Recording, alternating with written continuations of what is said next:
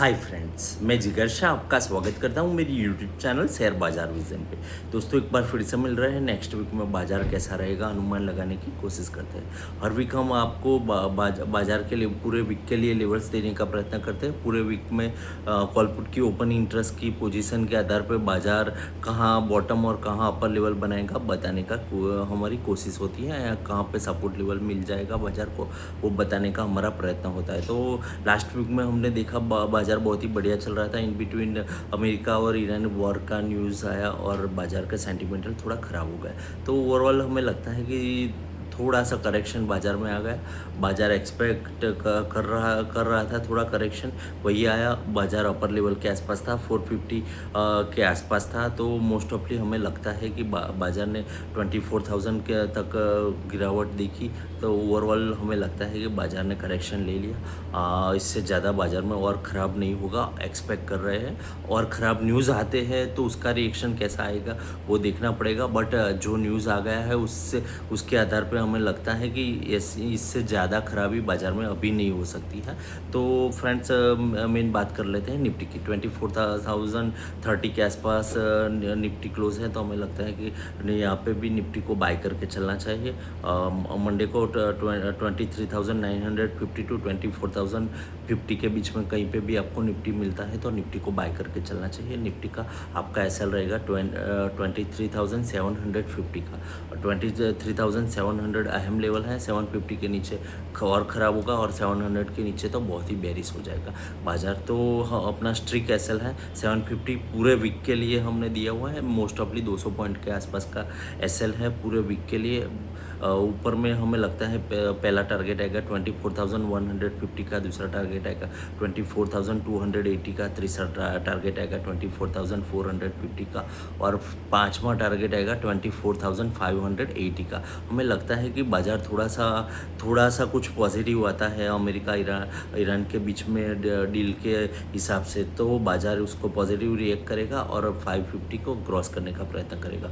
Overall हमें लगता है कि बाजार में खराबी 700 के नीचे ही होगी। तब 23,700 नीचे क्लोज आता है तब भी बेरिश बाजार के लिए सोचना चाहिए। वहाँ तक तो हमें लगता है जहाँ पे भी डीप आपको बाजार में मिलता है बाय की एक अपॉर्चुनिटी है, तो ओवरऑल वहाँ पे बाय करना चाहिए। हाँ, सेल की पोजीशन हमने बताया 700 के नीचे, 700 नीचे निफ्टी क्लोज आता है, 23,700 नीचे, तो निफ्टी को सेल करके चलना चाहिए एग्रेसिवली। आपको निफ्टी में नीचे 23,550 और एग्रेसिवली 23,350 तक के सभी लेवल्स देखने को मिलेंगे। 700 के नीचे क्लोज आता है तो ऊपर में बेचने के लिए एक स्ट्रेटेजी और है। 24,500 के ऊपर आप निफ्टी को सेल करो, ऊपर में 620 का एसएल लगाओ, नीचे में आपको पहला टारगेट मिलेगा 24,350, दूसरा टारगेट मिलेगा 24,200 का, तीसरा टारगेट आएगा 24,130 का।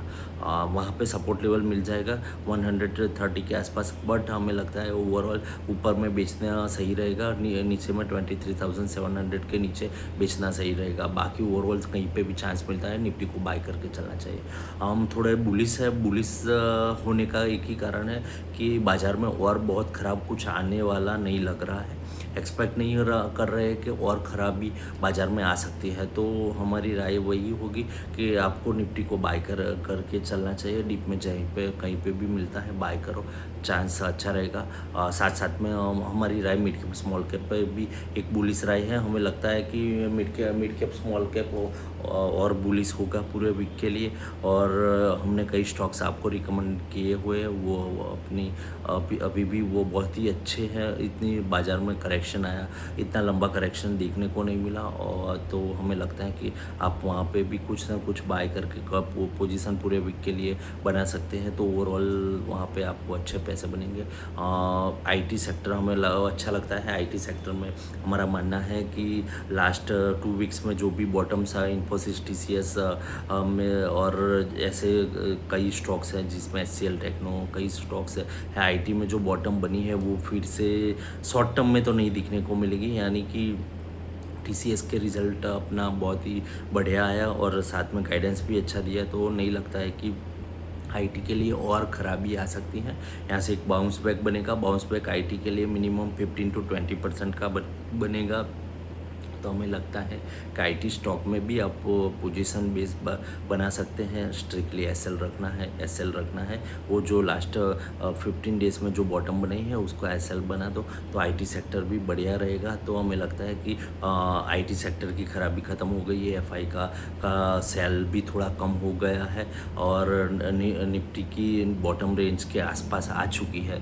तो हमें नहीं लगता है कि और ख़राबी होगी। ये ख़राबी नहीं होने का तीनों रीज़न हमने दे दिया। साथ में क्रूड में भी हमने देख लिया कि 80 ऊपर चलने की कोई क्रूड में कोई ताकत नहीं है। तो इंडिया जैसे कंट्री के लिए तो बहुत बढ़िया है। हाँ, क्रूड 70 टू 80 के रेंज में चलता रहेगा। तो हमें लगता है कि ये रेंज अच्छी है इंडिया के लिए। तो अच्छी ही इंडिया अपने जैसी कंट्री के लिए जो क्रूड में सबसे ज़्यादा डॉलर पेमेंट होता है तो उसके लिए बहुत बढ़िया है। तो ओवरऑल हमें लगता है कि बहुत सारे पॉजिटिव रीजंस है, नेगेटिव रीज़न एक ही है।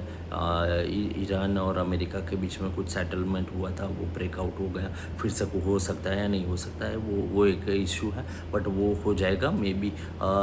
वो ट्रम्प साहब पे हम छोड़ देते हैं कि क्या करेंगे क्या नहीं करेंगे। बट हमारा मार्केट तो इसको बढ़िया लेगा ही। पॉजिटिव आएगा तो बहुत बढ़िया लेगा, नेगेटिव आएगा तो उसको बहुत कम लेगा। तो हमें लगता है कि इसके लिए हमें बुलिश बनना चाहिए। तो सो फ्रेंड्स, आज के लिए इतना ही था। बाकी हमारा ट्रेंड वही है। हम लास्ट 2 वीक से आपको बता रहे हैं कि हाँ, बॉटम आउट बाज़ार हो चुका है। बाज़ार में एक बुलिश ट्रेंड बन सकता है। हमें लगता है बुलिश ट्रेंड बहुत ही जल्द बनेगा। तो होपफुली एक क्वार्टर के रिजल्ट्स टीसीएस के साथ ही चले हुए हैं। तो मिड कैप स्मॉल कैप भी अच्छा परफॉर्म करेंगे। तो हमें लगता है कि ओवरऑल बाज़ार का मूवमेंट अच्छा रहेगा। तो होपफुली देखते हैं बाज़ार कैसा रहता है। सो फ्रेंड्स, मिलते हैं नेक्स्ट वीडियो में नेक्स्ट डिटेलिंग के साथ। एक और आपसे बात शेयर करनी थी रिगार्डिंग आईपीओ थी। एसबीआई एएमसी का आईपीओ आ रहा है। एसबीआई एएमसी बहुत मार्केट एएमसी बिजनेस में बहुत बड़ा नाम है। तो ये एएमसी बिजनेस में आपको इन्वेस्टमेंट करना है तो बहुत ही बढ़िया स्क्रिप्ट है। और ओवरऑल शॉर्ट टर्म गेन की एक्सपेक्ट कर रहे हैं तो 50 टू 20% के गेन से आपको सेटिस्फेक्शन है तो आपको ऐसी इशू करना चाहिए। हम लॉन्ग टर्म के लिए भी एसबीआई एएमसी रिकमेंडेड करते हैं। हम एसबीआई एएमसी से डील करते हैं। हमें पता है एसबीआई एएमसी का वर्क और परफॉर्मेंस हमें पता है। तो उसके आधार पे हम आपको एडवाइस करते हैं कि एसबीआई बढ़िया है।